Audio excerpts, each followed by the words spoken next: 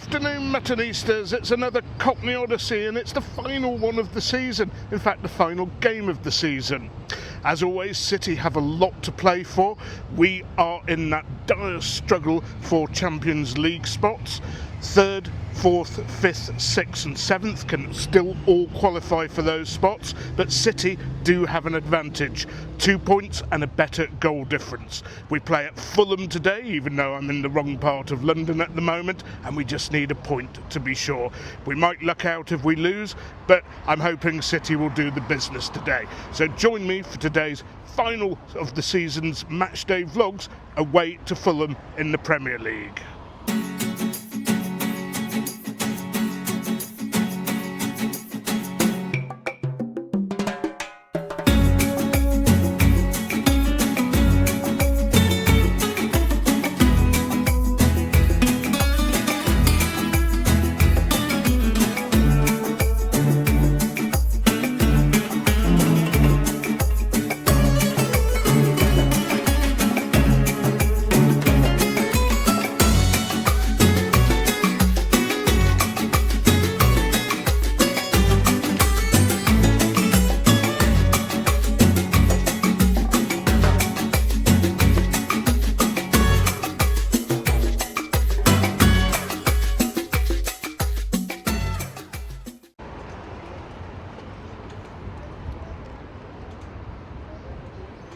So here we are, Muttonistas. It all boils down to this. Will we get the point we need? Will we look out? Or will I be going to Armenia and Kazakhstan next season? Anyway, in a bit of a rush, and I'm in exactly the wrong part of London, in the east of the city near the financial districts. So I'd better have a bit of food and drink quickly and head off to the stadium. And today's featured pub, the White Hart, is one of the oldest pubs in London, I believe. 1721 it was established, but now it actually does Thai food. Let's hope they serve the Thai food well, and they've got an interesting cask ale for me. Well, Muttonistas, good news and bad news. Good news is they had a cask offering, London Pride, appropriate since it's not far away from the Fulham Stadium. Also actually close to Brentford, I think the brewery is as well. Anyway, the kitchen closed just after I got in. Too much faffing about. I didn't realise they had a 2-hour break, so it'll have to be a liquid lunch, or maybe I can grab something on the way to the ground. Anyway, here we go.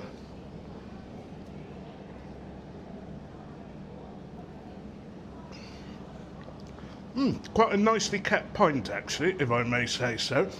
Anyway, on to the football today. What is Guardiola going to do? Playing for draws, always very dangerous, but our away form has been a bit patchy. Hopefully it won't be a sweaty one, but I suspect it will be. I suspect I'll be looking to see what the other scores are, and if it stays 0-0 for a long time, I mean, just one counter-attack could undo us. So I hope Guardiola's got the defensive side of things sorted out. Will Fulham be on the beach? Well, maybe, but the thing is, on the last day of the season, clubs do like to put on a show for their fans, so I don't think this is going to be easy at all. Anyway, we'll see how the day unfolds, and I will get on with this pint because it takes me about 40 minutes on a tube and then a 20-minute walk to get to the ground. Come on, City, I'm match fit. Okay, this shows you how fine I'm cutting it. The team news is out, so I thought I'd better bring it you from the pub. Edison keeps his place in goal. Nunes plays at right back. Akanji, Diaz and Gvardiol. We've got Nico Gonzalez playing the holding role, because I think Kovacic, well, I think he's injured and possibly suspended after that red card on Tuesday. Gundogan and Bernardo. So a lot of muckers who can help us if the midfield becomes an issue. Marmoush, Doku and Haaland. Seems like a sensible, balanced team without going overly attacking. So let's hope Guardiola's got it right. I always say in Pep we trust, although some of you say that's wearing a bit thin. But I do. Anyway, I'd better get on with this pint, this cheeky additional pint I ordered, and head off to the stadium. See you at the cottage, Muttonistas.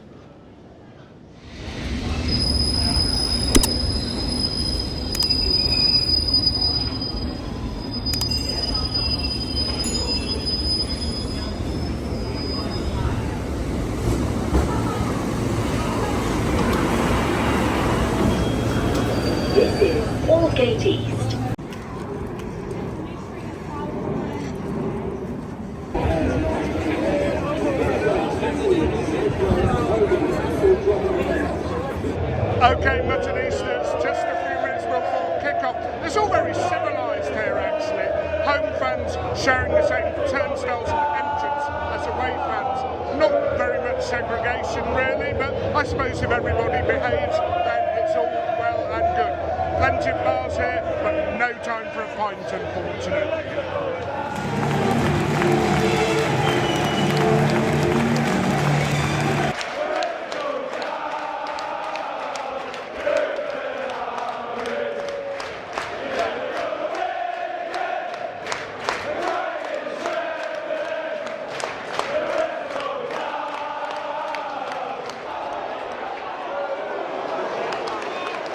Well, Muttonistas, there was some debate about whether we're going to play 4-3-2-1 or 4-2-3-1, sorry, or 4-3-3. 4-3-3 doesn't surprise me.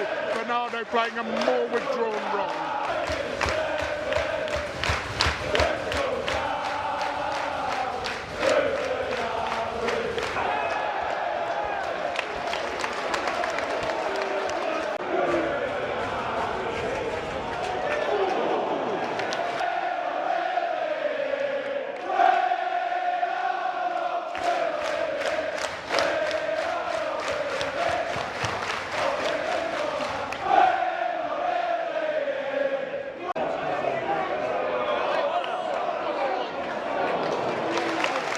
Just over 15 gone, it's been all City so far. Fulham have tried to counter, but we've cleaned up every time that they've tried to do so. The danger is there. I can't tell you any of the other scores because I can't get a reception inside the ground, unfortunately.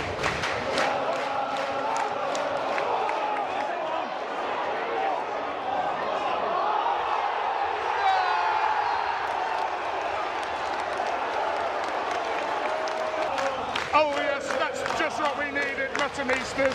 Good work down the right, involving Marnus and particularly Nunes, who floated the ball over. Goalkeeper actually got a tip and an overhead kick from Gundogan onto the bar. But there is an offside check with VAR, so we're going to have to wait and see.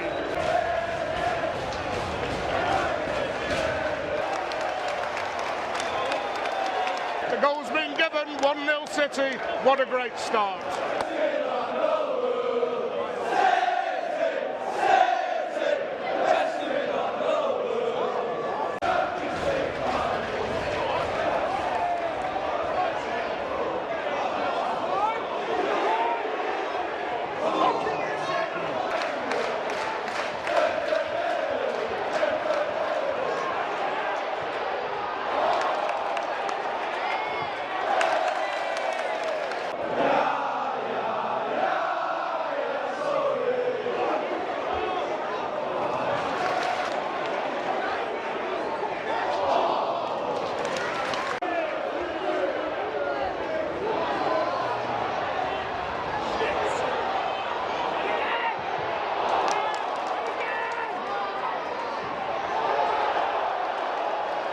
Well, that's the second double chance that Fulham have had. Would feel a lot more comfortable if we got a second here.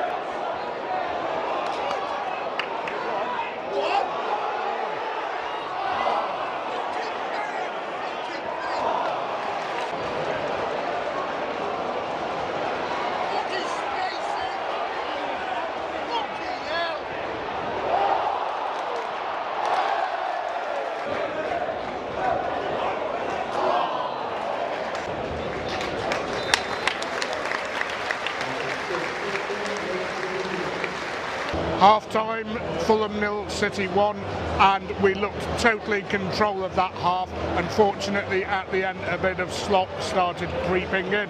Now, what is it with Marmoush? He scored that absolute blinder on Tuesday, but I thought he had some much better chances today to put us 2-0 up. At the other end, of course, they found a bit of space behind us, which is not good. They have had 2 or 3 really good chances, and I think we have Edison to thank for not having conceded before half-time. He's had a good game. All the other games that relate to City in the Champions League qualification are goalless at the moment, all 0-0, so let's hope it all stays that way and we don't end up with any late tension if Fulham get a goal. And in case you're wondering, I'm not going to bother with the half-time pint. It is a bit difficult to get one here. Lots of people wanting one, small serving hatches, and of course a lot of people who are desperate for a pint go down early and get some for their friends, so I'll wait till afterwards. And Muttonistas, it's come to my attention that Aston Villa's Martinez was sent off in the first half at Old Trafford. Mind you, I wouldn't trust United to be able to get a point against 10 men. So it's helpful, but again, we've got to do the business ourselves.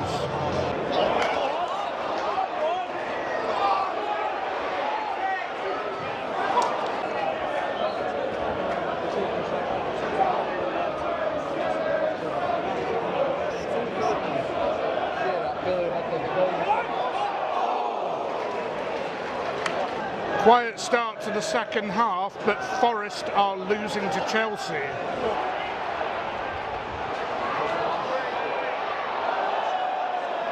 Yeah, that's not the result we want to hear from the City ground. Hopefully Forest will get something back, but more importantly, just make sure we don't screw it up here so it would even come into play. They have had another good chance though.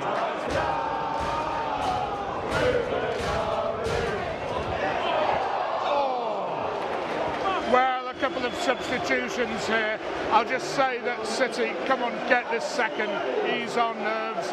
They have had some good chances, and when we've gone forward, we just can't shoot first time. I don't know why.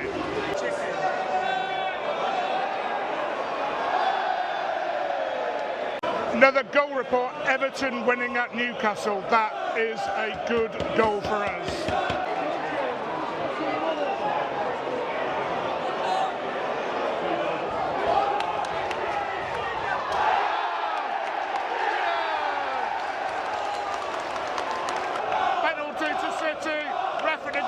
Look clear from where I'm standing. Surely, as the crowd have suggested, it should be Erling to take this one.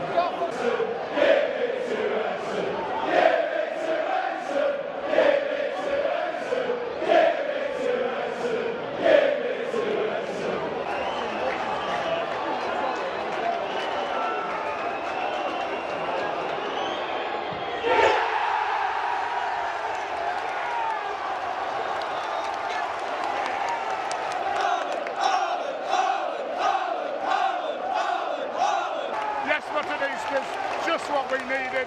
I set my nerves at ease, and I wish we would have had that in the FA Cup final. Cool penalty, sent the keeper the wrong way into the corner of the net. 2-0. What a bizarre chain of events it would take for us not to qualify for the Champions League now.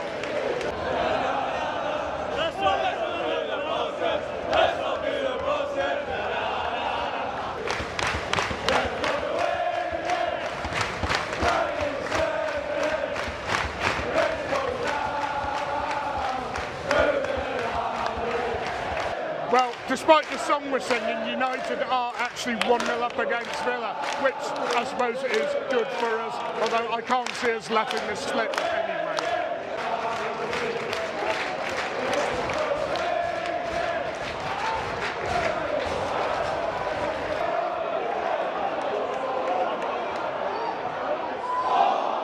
Where was the run?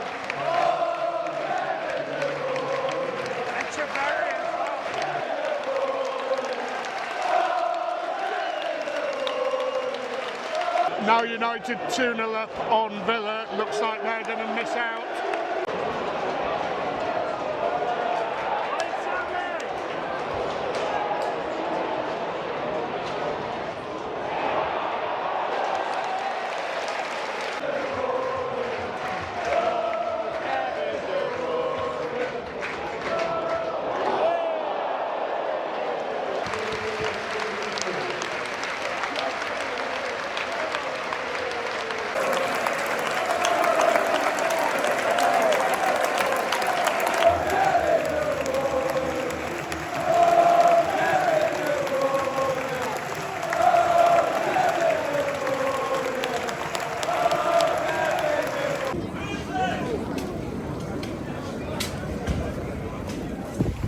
What Jim would like you to do when he comes out.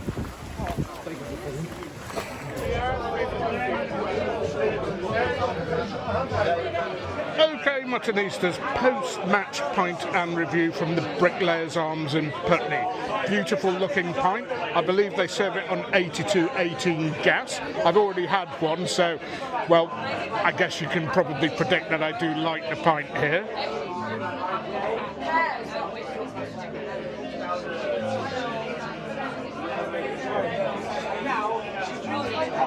Yeah, it's great stuff. It's an absolute creamer, this is. I didn't know about this place, but so many of you recommended it. Let me just clean my face up before I continue with the football analysis.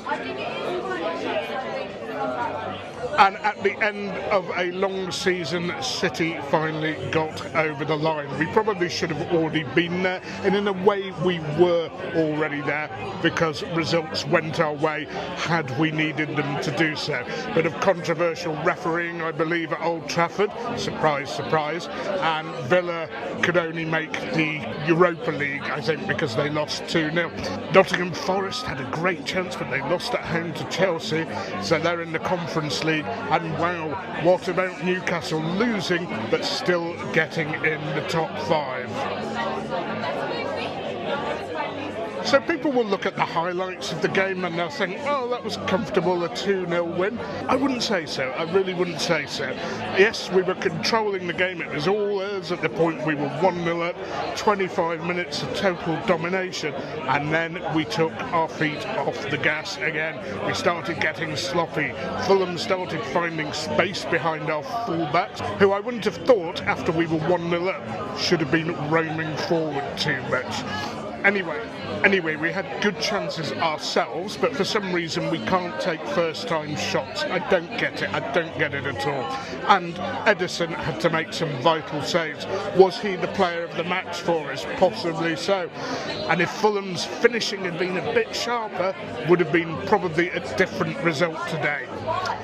Thankfully, the penalty when it came was taken by Haaland.